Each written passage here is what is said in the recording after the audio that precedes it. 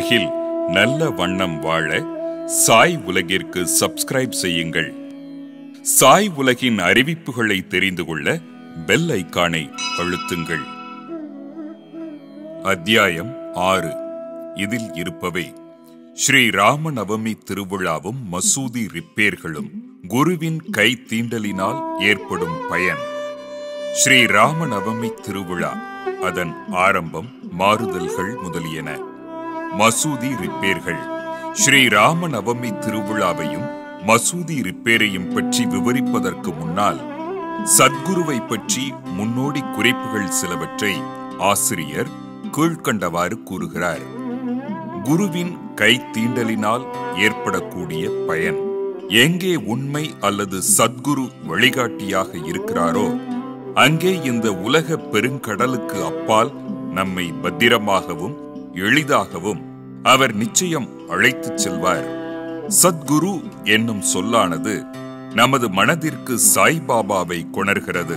எனக்கு முன்னால் அவர் நின்று கொண்டிருப்பது போலும், உதி என்னும் திருநீற்றை எனது நெற்றியில் இடுவதை போன்றும், அவரது ஆசிகள் நல்கும் கரத்தை என் தலைமீது வைப்பதை போன்றும் எனக்கு தோன்றுகிறார். எனது இதயம் மகிழ்ச்சியால் நிரம்புகிறது. அன்பு எனது கண்களில் இருந்து பொங்கி வழிகின்றது. குருவின் கரம் தீண்டலின் சக்தியானது வியக்கத்தக்கதாகும். உலகை அழிக்கும் நெருப்பால் அழிக்கப்படாத எண்ணங்களும் ஆசைகளும் உடைய இந்த நுட்பமான உடம்பு குரு சாதாரணமாக கரம் தீண்டுவதாலேயே அழிக்கப்படுகிறது. முந்தைய பல பிறவிகளில் உண்டான பல பாவங்களும் சுத்தமாக அடித்துச் செல்லப்படுகின்றன.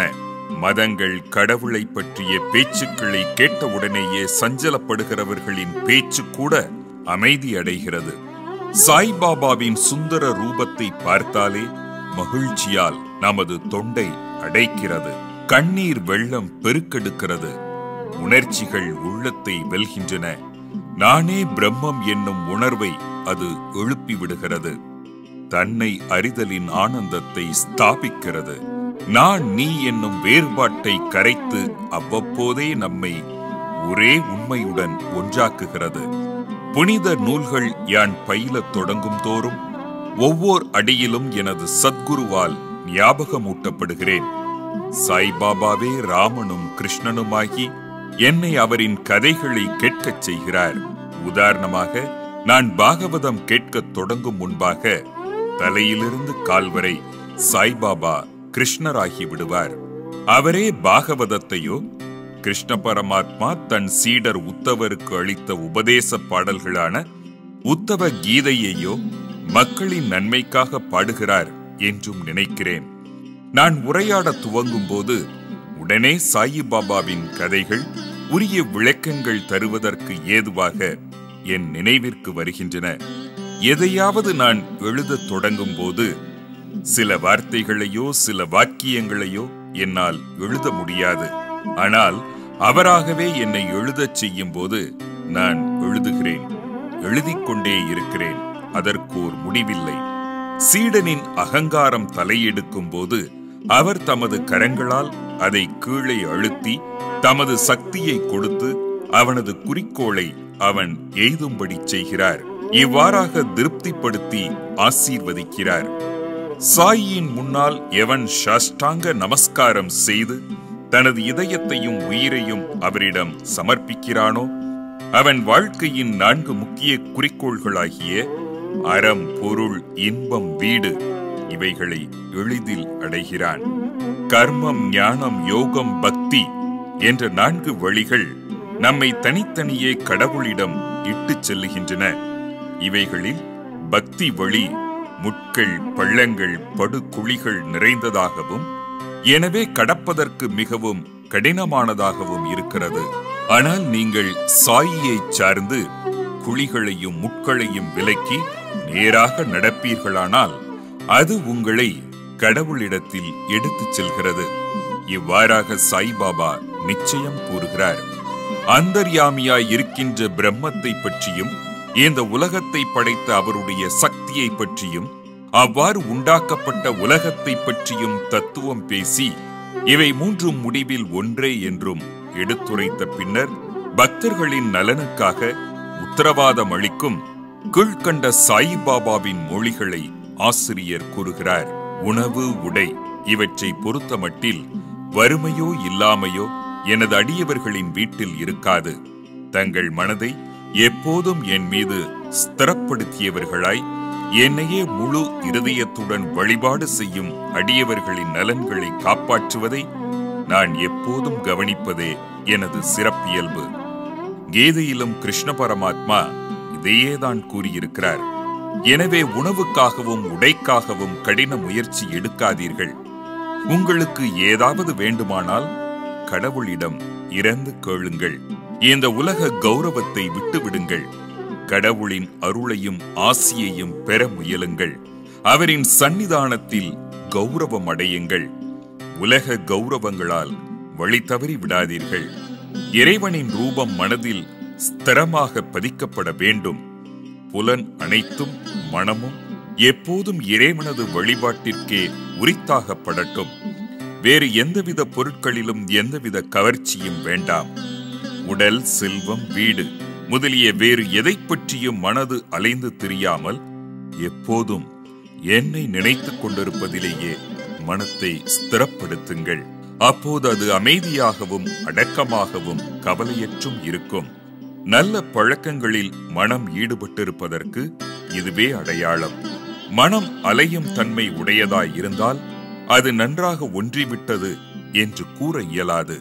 இந்த மொழிகளை குறிப்பிட்ட பிறகு ஷீரடியில் நடக்கும் ஸ்ரீ ராம நவமி திருவிழாவின் கதையை ஆசிரியர் குறிப்பிடுகிறார். ஷீரடியில் கொண்டாடப்பட்ட திருவிழாக்களில் ஸ்ரீ ராம நவமியே மிக பெரியதாகையால் 1925ஆம் ஆண்டு சாயி லீலா பத்திரிகையில் 197ஆம் பக்கத்தில் பதிப்பான மற்றொரு முழு விபரமும் இதில் குறிப்பிடப்பட்டு 2 நிகழ்ச்சிகளின் கூட்டு விபரமும் இங்கே கொடுக்கப்படுகிறது. தோற்றம்: கோப்பர்கான் சர்க்கிள் இன்ஸ்பெக்டராக இருந்தவர் திரு கோபால் ராவ் குண்ட் ஆவார். அவர் பாபாவின் பெரும் அடியவர். அவருக்கு 3 மனைவிகள் இருந்தார்கள். ஆனால் ஒரு குழந்தையும் இல்லை. சாயி பாபாவின் அருளால் அவருக்கு ஓர் ஆண் குழந்தை பிறந்தது. அந்த மகிழ்ச்சியினால் 1897இல் அவருக்கு ஒரு திருவிழா அல்லது உருஸ் கொண்டாடும் எண்ணம் உதித்தது. தாத்தியா பாட்டில், தாதா கோத்தே பாட்டில், மாதவராவ் தேஷ்பாண்டே போன்ற மற்ற ஷீரடி அடியவர்களிடம் கோபால் ராவ் தனது எண்ணத்தை வெளியிட்டார். அவர்கள் எல்லோரும் இந்த யோசனைக்கு உடன்பட்டு சாய்பாபாவின் அனுமதியையும் ஆசியையும் பெற்றனர். இந்த விழாவை கொண்டாடுவதற்கு கலெக்டரின் அனுமதி பெறுவதற்கு விண்ணப்பம் செய்யப்பட்டது. ஆனால் கிராம குல்கர்னி திருவிழா நடத்துவதற்கு எதிரடையாக தகவல் கொடுத்ததால் அனுமதி மறுக்கப்பட்டது. ஆனால் சாய்பாபா அதை ஆசீர்வதித்திருப்பதால் அவர்கள் மறுபடியும் முயன்று முடிவாக வெற்றி பெற்றனர். சாய்பாபாவிடம் கலந்து ஆலோசித்த பிறகு உருஸ் தினம் ஸ்ரீ ராம நவமி என்று இருக்கலாம் என்று தீர்மானிக்கப்பட்டது. பாபா தமது நோக்கத்தில் ஏதோ ஒரு முடிவு வைத்திருந்ததாக தோன்றுகிறது. அதாவது ஸ்ரீ ராம நவமி, உருஸ் என்ற 2 திருவிழாக்கள் அல்லது பண்டிகைகளை ஒன்றாக இணைப்பது என்பது இந்து முஸ்லிம் ஆகிய 2 சமூகத்தினரையும் ஒற்றுமைப்படுத்துவதற்காக ஆகும். இந்த குறிக்கோளை அடைந்ததை பிற்கால நிகழ்ச்சிகள் காட்டுகின்றன. திருவிழாவிற்கு அனுமதி கிடைத்தது. ஆனால் மற்ற கஷ்டங்கள் முளைத்தன. ஷீரடி ஒரு கிராமம். அங்கு தண்ணீர் பஞ்சம் இருந்தது. ஷீரடியில் 2 கிணறுகள் இருந்தன. உபயோகப்படுத்திய ஒரு கிணற்றில் நீர் வற்றிவிட்டது. மற்றொன்று உப்பு தண்ணீர். இந்த உப்பு தண்ணீரானது சாய்பாபா மலர்களை வீசியதன் மூலம் இனிமை பொருந்தியதாக மாற்றப்பட்டது. இந்த கிணற்று தண்ணீர் போதாமையால் நெடுந்தூரத்திலிருந்து தோல் சாக்குகளில் கிணற்றிலிருந்து தண்ணீர் கொண்டு வருவதற்கு தாத்தியா பாட்டில் ஏற்பாடு செய்ய வேண்டியதாயிற்று. தற்காலிக கடைகள் கட்டப்பட்டு மல்யுத்த சண்டைக்கு ஏற்பாடு செய்யப்பட்டது. கோபால் ராவ் குண்டிற்கு அகமத் நகரைச் சேர்ந்த தாமு அண்ணா காசார் என்ற ஒரு நண்பர் இருந்தார். அவர் 2 மனைவிகளை திருமணம் செய்தும் பிள்ளையில்லா குறையில் அந்த மாதிரியே மகிழ்ச்சி அற்றவராக இருந்தார். அவரும் சாயி பாபாவினால் அனுகிரகிக்கப்பட்டு புதல்வர்களை அடைந்தார். திருவிழாவின் ஊர்வலத்திற்காக ஒரு சாதாரண கொடி தயாரித்து கொடுக்கும்படி இவரை திரு குண்ட் தூண்டினார். திரு நானா சாஹேப் நிமோன்கரை மற்றொரு எம்ப்ராய்டரி வேலை செய்யப்பட்ட கொடி தயாரித்து கொடுக்கும்படி தூண்டி அதில் வெற்றியும் பெற்றார். கிராமத்தில் திருவிழாவில் 2 கொடிகளும் ஊர்வலமாக எடுத்துச் செல்லப்பட்டு துவாரகாமாயி என்று சாயிபாபாவினால் அழைக்கப்பட்ட மசூதியின் 2 மூலைகளிலும் ஊன்றப்பட்டன. இது இன்றளவும் நடைபெற்று வருகிறது. சந்தனக்கூடு ஊர்வலம். இந்த திருவிழாவில் மற்றொரு ஊர்வலமும் துவங்கப்பட்டது. கோர்ஹாலாவின் முகமதிய பக்தரான திரு அமீர் சக்கர் தலால் அவர்களால் இந்த சந்தன ஊர்வலத்தின் எண்ணம் உருவானது. பெரும் முகமதிய ஞானியரை கௌரவிக்கும் முகமாக இந்த ஊர்வலம் நடைபெற்றது. இந்த ஊர்வலத்தில் சந்தன குழம்பும் சந்தன பொடியும் தாலி என்னும் தட்டுக்களில் இடப்பட்டு பேண்டு வாத்தியம் மற்றும் இசை முழங்கி உடன் வர நறுமண பொருட்கள் முன்னால் புகைந்து கொண்டு செல்ல கிராமத்தின் வழியாக எடுத்துச் செல்லப்பட்டது. மசூதிக்கு திரும்பிய பின்னர் தட்டுக்களில் உள்ளவைகள் நிப்பா என்னும் குழிகளில் கொட்டப்பட்டன மற்றும் மசூதியின் சுவரில் கைகளால் பூசப்பெற்றது. முதல் 3 ஆண்டுகளில் திரு அமீர் சக்கர் அவர்களால் இந்த வேலை மேற்பார்வையிடப்பட்டது. பின்னர் அவரது மனைவியால் பார்க்கப்பட்டது. எனவே ஒரே நாளில் முகம்மதியரால் சந்தனக்கூடும், இந்துக்களால் கொடிகளும் அருகருகில் சென்றன. இப்போதும் எந்தவித இடையூறுமின்றி அங்கனமே நடந்து கொண்டிருக்கிறது. ஏற்பாடு. சாய்பாபாவின் அடியவர்களுக்கு இந்த நாள் புனிதமானதும் மிகவும் பிரியமானதும் ஆகும். பெரும்பாலான அடியவர்கள் கூடி விழாவை நிர்வகிப்பதில் பெரும் பங்கு வகித்தனர். எல்லா வெளி ஏற்பாடுகளையும் தாத்யா கோத்தே பாட்டில் பார்த்து கொண்டார். உள் நிர்வாகம் முழுவதும் சாயிபாபாவின் பக்தையான ராதாகிருஷ்ண மாயியிடமே ஒப்புவிக்கப்பட்டது. அந்த விழாவின் போது அவளது இருப்பிடம் விருந்தாளிகளால் நிறைந்திருந்தது. அவர்களது தேவைகளையும் விழாவிற்கு தேவையான பொருட்களின் ஏற்பாட்டையும் அவள் கவனித்தாக வேண்டும். மசூதி முழுவதும் அதன் சுவர், தரை முதலியவைகளை கழுவி விட்டு சுத்தம் செய்து சாய்பாபாவின் அணையா விளக்கான துணியினால் கரிப்பிடித்தும் கருத்தும் போயிருக்கும் மசூதி சுவர்களையெல்லாம் வெள்ளையடிப்பதும் அவள் விருப்பமுடன் செய்த மற்றொரு வேலையாகும். இந்த வேலையை ஒரு நாள் விட்டு ஒரு நாள் சாய்பாபா சாவடிக்கு தூங்க போயிருக்கும் முந்தைய இரவில் செய்வாள். துணி உட்பட எல்லா பொருட்களையும் எடுத்து கசடர கழுவி மசூதி சுவரை வெள்ளையடித்த பின்னர் முன்போல திருப்பி வைத்துவிட வேண்டும். இந்த திருவிழாவில் சாய்பாபாவுக்கு மிகவும் பிடித்த அம்சமான ஏழைகளுக்கு அன்னதானம் வழங்குதலும் ஒரு பெரும் நிகழ்ச்சியாகும். ராதாகிருஷ்ண மாயின் இருப்பிடத்தில் பெருமளவில் சமையலும் பல்வேறு வகையான உணவுப் பொருட்களும் இனிப்பு பதார்த்தங்களும் தயாரிக்கப்பட்டன. பல்வேறு செல்வந்தர்களான பக்தர்கள் இந்த நிகழ்ச்சிகளில் பெரும் பங்கு வகித்தனர். உருஸை ஸ்ரீ ராம நவமி திருவிழாவாக மாற்றுதல். இவ்வாறாக விஷயங்கள் எல்லாம் நடந்து கொண்டிருந்தன. 1912ஆம் ஆண்டு வரை இந்த விழா படிப்படியாக முக்கியத்துவம் அடைந்து வந்து ஒரு மாறுதல் நிகழ்ந்தது. அந்த ஆண்டு திரு கிருஷ்ணராவ் ஜாகேஸ்வர் பீஷ்மா சாயி சகுனோபாச்சனா என்ற சிறு புத்தகத்தினுடைய ஆசிரியர் அமராவதியை சார்ந்த தாதா சாஹேப் காப்பர்டேவுடன் திருவிழாவிற்கு வந்து முந்தைய தினம் தீட்சித் வாடாவில் தங்கியிருந்தார். அவர் தாழ்வாரத்தில் படுத்துக் கொண்டிருந்த போது திரு லக்ஷ்மண்ராவ் என்ற காக்கா மகாஜனி மசூதிக்கு பூஜை சாமான்களுடன் போய்க் கொண்டிருந்தார்.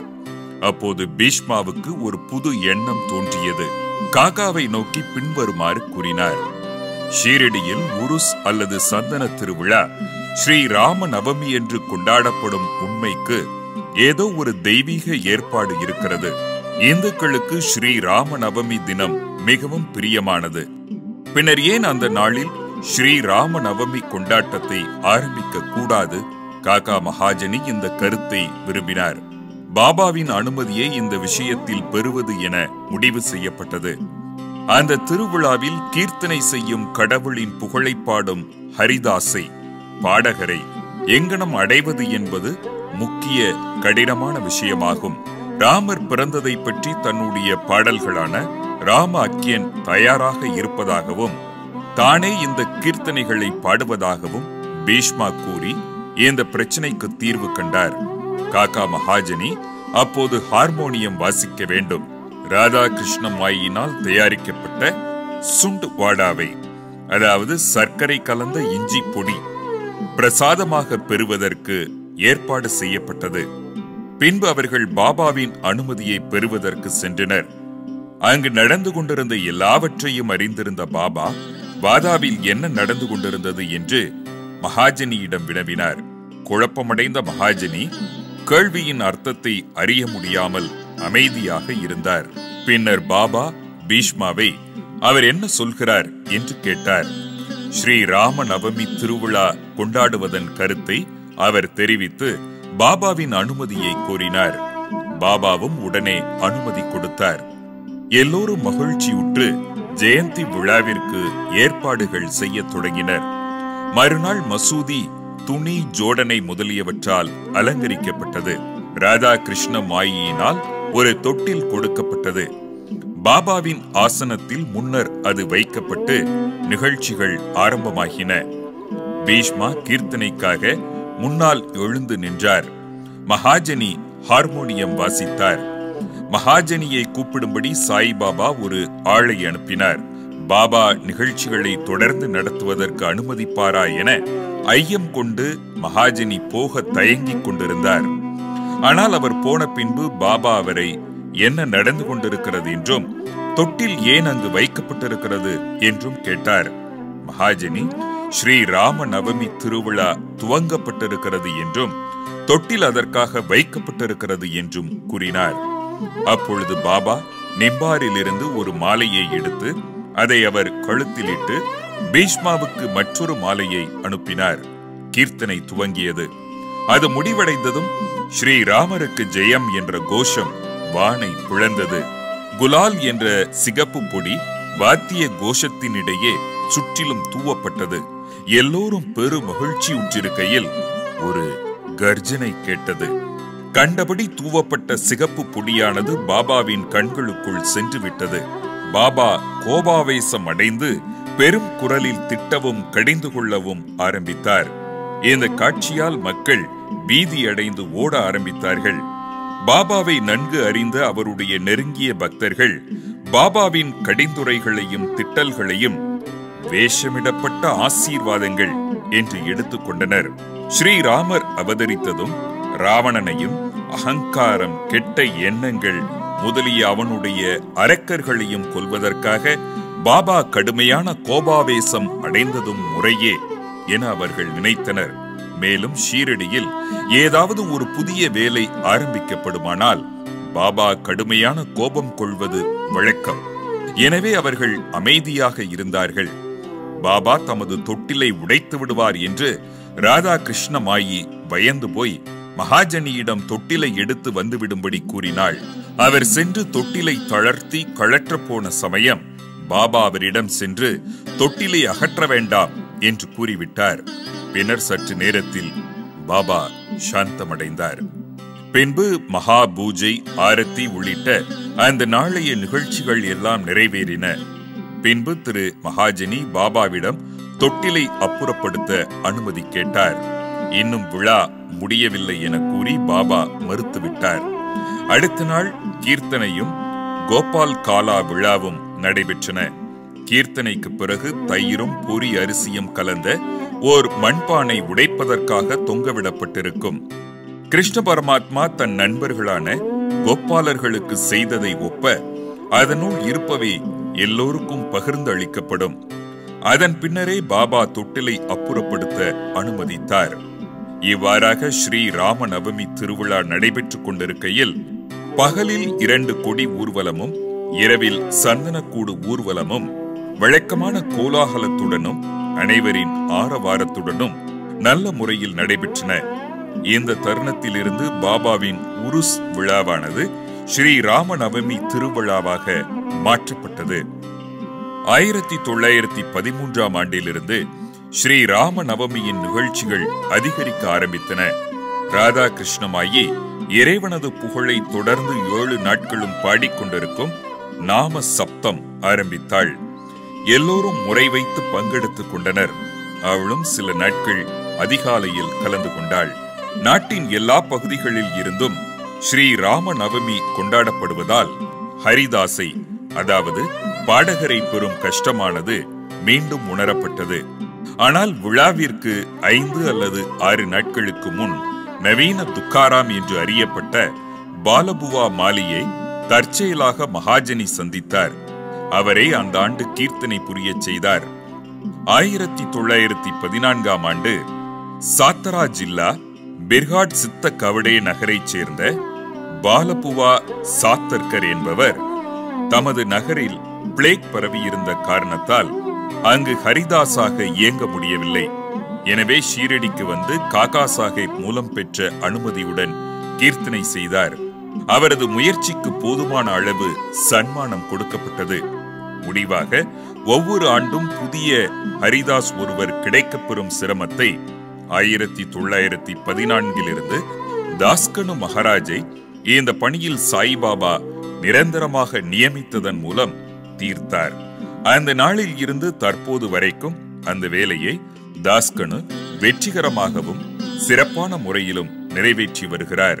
1912ஆம் ஆண்டிலிருந்து ஒவ்வொரு ஆண்டும் திருவிழா படிப்படியாக வளரத் தொடங்கியது. சித்திரை 8ஆம் தேதியிலிருந்து 12ஆம் தேதி வரை ஷீரடி தேன் கூட்டை போல மக்கள் திரள் அதிகமாக காட்சியளித்தது. கடைகள் அதிகரிக்க தொடங்கின. மல்யுத்த போட்டிகளில் புகழ்பெற்ற மல்யுத்த வீரர்கள் பங்கெடுத்துக் கொண்டனர். முன்னைவிட பெரிய அளவில் ஏழைகளுக்கு உணவு அளிக்கப்பட்டது. ராதாகிருஷ்ண மாயின் பேர் உழைப்பு ஷீரடியை ஒரு சமஸ்தானமாக்கியது. அதற்கு தேவையான பொருட்கள் சேர்க்கப்பட்டன. ஓர் அழகான குதிரை, ஒரு பல்லக்கு, ஒரு ரதம், பல வெள்ளி பொருட்கள், பாத்திரங்கள், பானைகள், வாளிகள், படங்கள், முகம் பார்க்கும் கண்ணாடிகள் முதலியவை அன்பளிக்கப்பட்டன. இங்கனம் தமக்காக உள்ள பொருட்கள் எல்லாம் ஏராளமாக அதிகரித்த போதிலும் சாய்பாபா அவைகளையெல்லாம் மதிக்காது தமது எளிமையை முன்போலவே பாதுகாத்து வந்தார். 2 ஊர்வலங்களிலும் இந்துக்களும் முகமதியர்களும் ஒன்றாக வேலை செய்து வந்தும் அவர்களிடையே இதுவரை எந்தவித சச்சரவோ இடையூறோ இருந்ததே இல்லை. ஆரம்பத்தில் 5000 முதல் 7000 மக்கள் வரை கூடுவது வழக்கமாக இருந்தது. ஆனால் அந்த எண்ணிக்கை சில ஆண்டுகளில் 75000ஆக அதிகரித்தது. எனினும் குறிப்பிட்டு சொல்லத்தக்க விதத்தில் எந்தவித தொத்து வியாதியோ கலகமோ கடந்த பல ஆண்டுகளாக ஏற்பட்டதே இல்லை. மசூதி ரிப்பேர்கள். கோபால்ராவ் குண்டிற்கு மற்றொரு முக்கிய எண்ணமும் உதித்தது.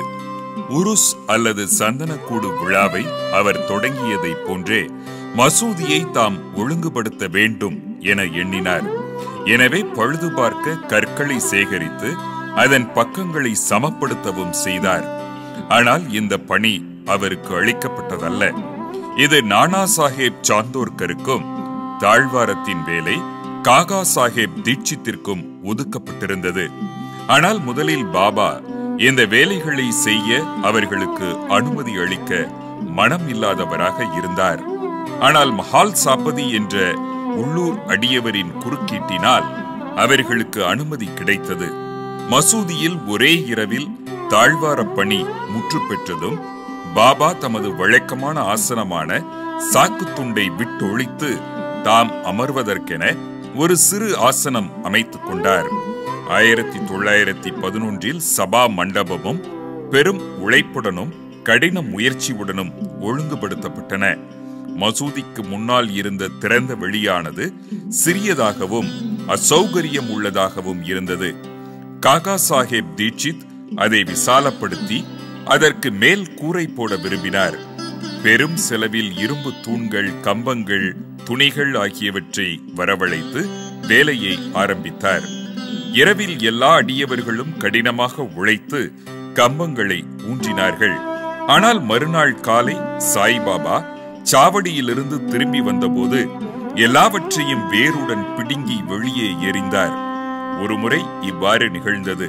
அவர் மிகவும் உணர்ச்சி வசப்பட்டு ஒரு கம்பத்தை ஒரு கையில் பிடித்துக் கொண்டு அதை அசைத்து வெளியே எடுக்க ஆரம்பித்து மற்றொரு கையால் தாத்யா பாட்டீலின் கழுத்தை பற்றினார். தாத்யாவின் முண்டாசை வலிந்து பற்றி இழுத்து ஒரு நெருப்பு குச்சியை கொளுத்தி அதை பற்ற வைத்து குழியில் தூக்கி எறிந்தார். அந்த சமயத்தில் பாபாவின் கண்கள் எரியும் நெருப்பு துண்டம் போல இருந்தன. ஒருவருக்கும் அவரை பார்க்க தைரியமில்லை. எல்லோரும் பயங்கரமாக அஞ்சினார்கள். பாபா தமது பையில் இருந்து ₹1 எடுத்து அதை ஒரு புனித நிகழ்ச்சியின் நிவேதனம் போல அங்கே விட்டு எறிந்தார். தாத்யாவும் மிகவும் பயந்து போனார். யாருக்கும் தாத்யாவுக்கு என்ன நிகழப்போகிறது என்பது தெரியாது. ஒருவருக்கும் தலையிட தைரியமும் இல்லை. பாபாவின் குஷ்டரோகி அடியவரான பாகோஜி ஷிந்தே என்பவன் கொஞ்சம் முன்னேற துணிந்தான். ஆனால் அவன் பாபாவால் தள்ளப்பட்டான். மாதவ்ராவுக்கும் அதை போன்ற மரியாதையே கிடைத்தது. அவர் கற்களால் அடிக்கப்பட்டார். ஆனால் சிறிது நேரத்திற்கு பின் பாபாவின் கோபம் தணிந்து குளிர்ந்தது. கடைக்காரனிடம் ஆள் அனுப்பி பூ வேலை செய்த ஒரு முண்டாசு வாங்கி வரச் செய்து தாத்யாவுக்கு ஒரு சிறப்பான கௌரவம் செய்வதைப் போல தாமே அவர் தலையில் கட்டிவிட்டார். பாபாவின் இந்த வினோத குணத்தை கண்டு எல்லோரும் ஆச்சரியத்தால் தாக்கப்பட்டனர். அவ்வளவு வேகமாக பாபாவை கோபமடைய செய்தது எது? தாத்யா பாட்டீலுக்கு உதை கொடுக்கும்படி செய்தது எது? அவரது கோபம் அடுத்த வினாடியே தணிந்தது எப்படி என்பதை அவர்கள் எல்லோரும் அறிந்து கொள்ள இயலவில்லை. சில வேளைகளில் பாபா மிகவும் அமைதியாகவும் மௌனமாகவும் இருந்தார். இனிமையான விஷயங்களை அன்புடன் பேசினார். பின்னர் உடனே சின்ன பொய் காரணம் இருந்தோ இல்லாமலோ கோபாவேசம் அடைந்தார். அத்தகைய பல சம்பவங்களை இங்கே கூறலாம். ஆனால் எனக்கு எதை சொல்வது எதை விடுவதென்று தெரியவில்லை. எனவே அவைகளை எனக்கு தோன்றிய போது கூறுகிறேன். அடுத்த அத்தியாயத்தில் பாபா ஒரு முகமதியரா இந்துவா என்னும் வினா எடுத்துக் கொள்ளப்படும். அவரின் யோக பயிற்சி, சக்தி மற்றும் பல விஷயங்களும் எடுத்துக் கொள்ளப்படும். ஸ்ரீ சாயியை பணிக. அனைவருக்கும் சாந்தி நிலவட்டும். அடுத்தடுத்த அத்தியாயங்கள் ஒவ்வொரு வியாழனன்றும்.